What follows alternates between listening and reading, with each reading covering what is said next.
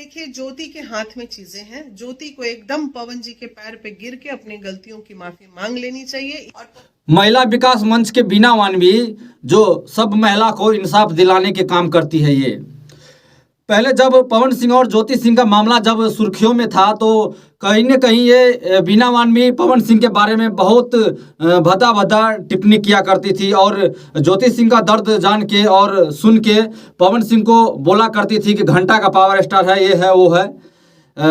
आप कितना भी इसका इंटरव्यू पहले का देख लीजिएगा। तो पवन सिंह इनको क्या कहते हैं, मुंबई बुलाता है बीना मानवी को। तब ये बीना मानवी जाती भी है।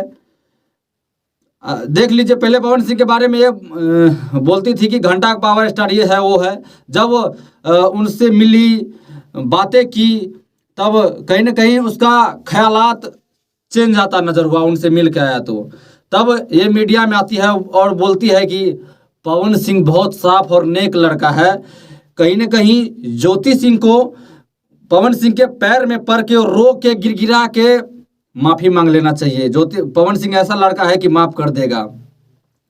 जब आप दूसरे को इंसाफ दिलाने का काम करती है बीना मानवी जी, तो आप ये सब जाने बिना तो आप कैसे पवन सिंह को बोल दिया घंटा का पावर स्टार ये हो। आप तो किसी के बारे में क्या कहते हैं, गलत टिप्पणी तो नहीं करना चाहिए जब आपके पास ठोस सबूत नहीं है, ये नहीं है।